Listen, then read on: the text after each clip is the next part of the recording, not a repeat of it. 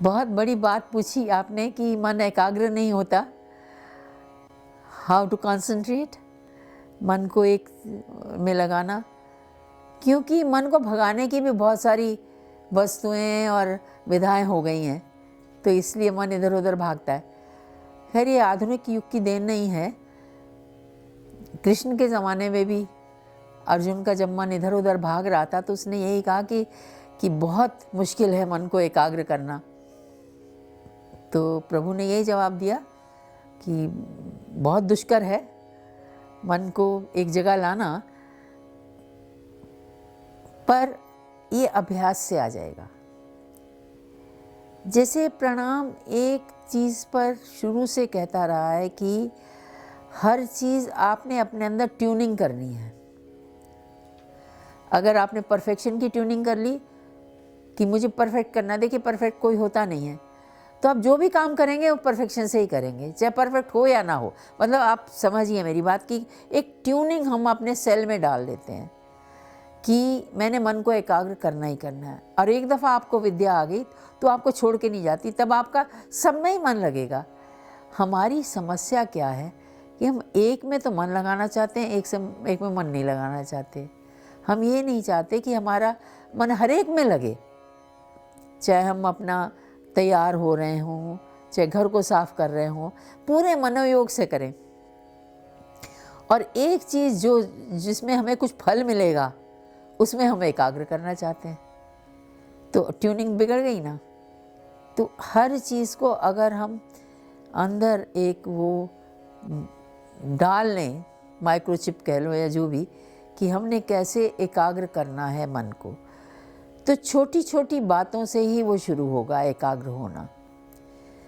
कि आप कोई भी काम करें, चारों तरफ से मन हटा के उसमें करें। नहीं, हाथ में काम है, ध्यान कहीं और जा रहा है। तो इसके लिए आपको एक निरंतर अभ्यास की ज़रूरत है। अभ्यास क्या?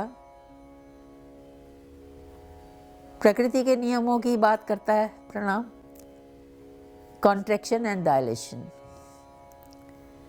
संकुचित होना और फिर फैलना। आपने कभी केंचुए को देखा है? संकुचित होता है, फिर वो आगे बढ़ता है, तो पूरी एकाग्रता से अपने को संकुचित करता है और आगे करता है। कभी चिड़िया को भी ध्यान से देखें,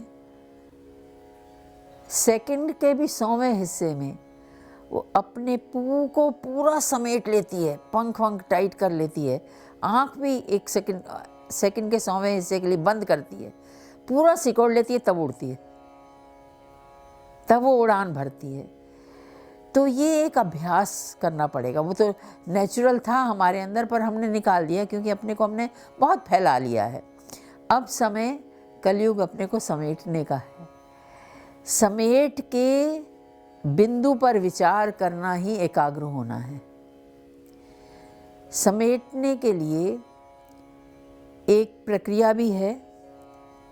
बिल्कुल आप आराम से बैठे हैं, उसके बाद अपने को सोचें आपने धीरे धीरे धीरे अपने अवयवों को, अंगों को मुट्ठी बांधी, इकट्ठा किया और आप एक बिंदु स्वरूप होते जा रहे हैं। ये प्रक्रिया जब भी आपको दिन में समय मिले, चाहे आप दफ्तर में कुर्सी पे बैठे हैं, चाहे आप कहीं कुछ काम कर रहे हैं, ये प्रक्रिया बहुत आपको सहायक होगी मन को एकाग्र करने के लिए, कि आप पूरे अपने को समेटें धीरे धीरे धीरे धीरे, जैसे अंदर चलते चले जा रहे हैं और आप एक बिंदु स्वरूप रह गए। मन को एकाग्र करने के लिए ये तो अभ्यास है, परंतु ये ध्यान रखना कि हमारी ऊर्जा किन किन चीज़ों में व्यर्थ व्यय होती है, ये बहुत आवश्यक है। और कौन कौन सी चीज़ें हमारी ऊर्जा ले जाती हैं। जैसे आजकल घड़ी है, जब तक आप पहनते हैं तब तक चलती है, वो ऊर्जा कहाँ से ले रही है? तो आपके अंदर की जो एकाग्रता की एक विधि है, विधा है, वो एकाग्रता, वो घड़ी टिक टिक टिक टिक आपकी ऊर्जा भी ले रही है और आपके मानसिक तंतुओं को दुर्बल भी कर रही है। तो जितना हो सके हम ये जितने ये गैजेट हैं, उपकरण हैं बिजली के या बैटरी के, इनका कम से कम प्रयोग करें। और दूसरा कि जो भी वस्तुएं हमारा ध्यान भटकाती हैं उनसे हम दूरी बना लें। बहुत छोटा सा उदाहरण है, आप अपने को परिपूर्ण रखें, संतुष्ट रखें। अगर आपको भूख लग रही है, प्यास लग रही है, तो आप वो थोड़ा ज़रूर ले लें उसको संतुष्ट करने के लिए। आपका मन एकाग्र नहीं होगा। मन एकाग्र होता है जब आप और चीज़ों से नहीं भरे हुए। और जब मन एकाग्र करना हो तो सबसे बड़ी बात, अभी मैंने आपको बोला भूख, मैंने खाने के लिए नहीं कहा। प्राणायाम की हर बात में एक रहस्य छुपा हुआ है कि आप एक थोड़ी सी संतुष्टि, ताकि मन उधर ना भागे। जब मन एकाग्र करना होता है तो हमें नीचे के चक्र खाली होने चाहिए। नीचे के चक्रों में ध्यान नहीं होना चाहिए। नीचे का जैसे मूलाधार है, आपका कोई शारीरिक इच्छा है वो नहीं होनी चाहिए। नाभि स्थल है, पेट बहुत नहीं भरा होना चाहिए। जब आप ऊपर के चक्रों में जाना चाहते हैं, ध्यान लगाना चाहते हैं, एकाग्र होना चाह रहे हैं, तो नीचे के चक्र आपके खाली होने चाहिए। और जब आप शारीरिक श्रम करते हैं, उसमें आप ध्यान लगाना चाहते हैं, तो तब आपका नीचे के चक्र संतुष्ट रहने चाहिए। हमने देखा होगा पहलवान लोग कितना खाते हैं अच्छी तरह से, क्योंकि उनको शारीरिक श्रम करना चाहिए। तो ये हमको अपना देखना होगा कि हमारा सिस्टम क्या है, हमको क्या चाहिए। और एकाग्रता के लिए डायरी लिखना भी एक अच्छा है। और अगर आप, कई बार ऐसा होता है मन इधर उधर भटकता है, तो उस वक़्त जो अभी मैंने एक विद्या बताई, अंदर अपने में जाएं और मन में कोई भाव उठे कि मुझे ये करना है या मुझे वहाँ जाना है, तो पहले वो कर लें, क्योंकि अंदर कोई हलचल रहेगी तो आप एकाग्र नहीं हो पाएंगे।